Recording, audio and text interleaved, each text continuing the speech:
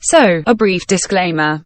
I'm kind of dying right now because I'm sick with a fever at the time of making this video.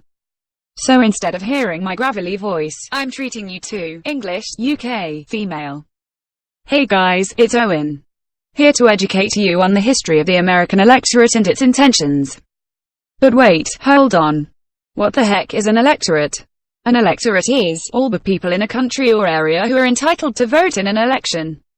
So basically, the voting population. Now, strap yourselves in, cause this is about to get very boring. When the Constitution was created in 1789, the only demographic that was allowed to vote was 21-year-old, landowning white men. I know, crazy diverse. Similarly, the beliefs, values, and interests of the bourgeoisie tended to be front and center in the American government, since working-class Americans weren't able to take the time off from work to participate in politics. Couldn't vote. Some of the changes right to vote for non-landowners. Over the course of the next 6 decades, property and citizenship requirements for voting were gradually lessened. The introduction of non-landowners and poorer immigrants increased the voting population's focus on issues related to poverty and social positions. Anti-government sentiments rose during the early 19th century because of a debate between the size of government and its role in containing or permitting slavery.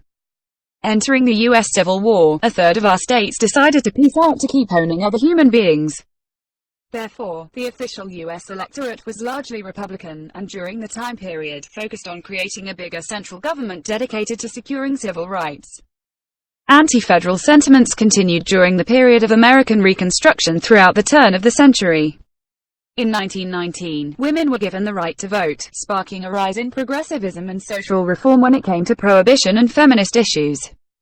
One of the largest hurdles for the American federal government was in 1929, when the Great Depression hit. Faith in the government was poor, due to its perceived involvement with the country's failing bank system. To regain public opinion, President Franklin Roosevelt created the New Deal, making social programs to decrease unemployment and revive American prosperity. The relative success of these programs added to the rise in patriotism caused by World War II. During the Vietnam War and through the passing of the 26th Amendment, young voters became increasingly involved in politics. What resulted was a larger focus on pacifism and international relations reform. However, older generations still tended to favor American patriotism and anti-communist measures. What's really weird is how political alliances have changed among high school and college students during the early 21st century. When George W. Bush was elected in 2000, his Republican campaign was largely supported by these students, while today, college students generally lean Democrat.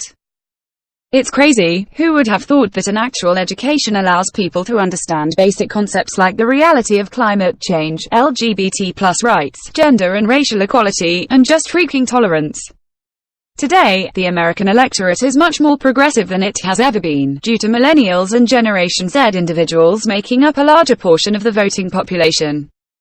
Conversely, today's electorate has also become increasingly radicalized due to the increase in political echo chambers and the ability of the internet to provide platforms for alternative opinions. That's it. Sorry I had to use a text-to-speech bot for this, but I promise you it sounds better than I do right now. Anyway, cue the outro.